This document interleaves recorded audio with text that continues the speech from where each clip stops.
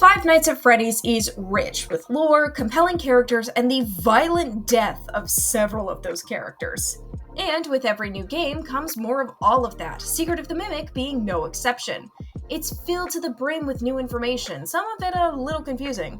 So much so that it's easy to get very, very lost. So, I thought it'd be fun to discuss some of the new lore that I found the most interesting. I'll also attempt to explain it as best I can to my very limited ability. Now, without further ado, let's dive in!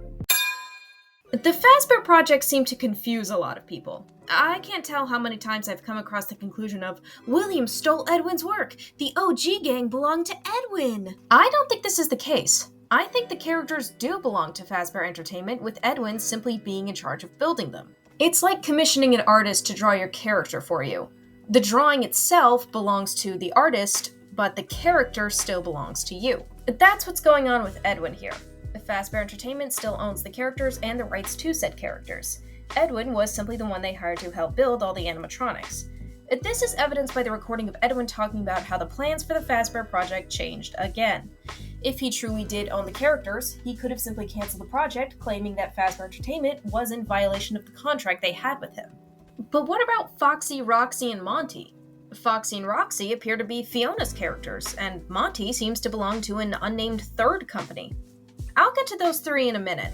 In order to understand why Fazbear Entertainment owns all three later in the timeline, we need to talk about William Afton. I had always assumed that William Afton was a genuinely good person, driven insane by the death of his son. It turns out I'm half right. While he wasn't insane before his son died, he certainly wasn't ethical in his business practices. This is evidenced by the same recording where Edwin talks about the plans for the Fazbear project. Changing a plan when it's almost done is a money drainer of a task. It's quite possible William kept doing this to get Edwin into a corner, financially speaking. I wouldn't be surprised if William wanted Edwin's work for himself. Cough cough, the mimic, cough cough. So he kept changing things until Edwin was desperate enough to sell MCM and everything in it to Fazbear Entertainment. And it wasn't just his financial strategy that was unethical. His animatronic designs were unethical too. In that same recording we've mentioned twice before, Edwin says the new animatronics are, frankly, creepy. The easiest conclusion to jump to would be that Edwin was talking about the Fun Times. However, the Fun Times were specifically designed to collect Remnant, and William's obsession with Remnant didn't start until after the Bite of 84, 5 years after the events of Secret of the Mimic. I think Edwin's talking about the FNAF 2 models.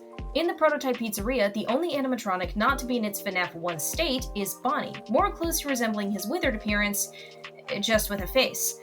It's more likely that William changed the concepts to fully intact versions of the Wizards, springlock structures and all. Oh yes, dear viewer, it is quite possible that Edwin was also talking about the springlock designs. Looking at the mechanics of the springlock suits we use in-game, they seem much safer than the ones William got crushed by. Edwin questioning the safety of the new springlock designs is well within the realm of possibility. As for why William wanted a less safe version of the springlock suits, I guess I was wrong. He was a madman before the Bite of 84. Fredbear's Family Diner was established in the mid-70s. By 79, it was already a well-established company with plans to open up a new location. But William didn't just want the same characters in both locations. He wanted new characters. It was clear that Fredbear and Spring Bonnie were already William, so he tweaked those and turned them into Freddy and Bonnie. But he still wanted a couple more. How did he do this?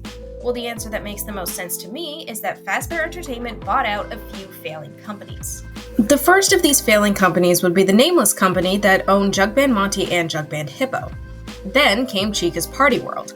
Fazbear Entertainment now had the rights to use Monty and Chica and seemed to have plans to use both, as evidenced by the prototype pizzeria. Chica was on stage and a Monty springlock suit was hidden behind a curtain. But what about Foxy and Roxy?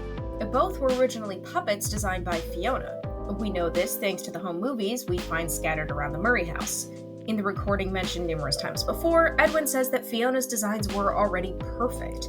This would imply that Fiona was responsible for the FNAF 1 designs and therefore was still alive when the Fazbear project started.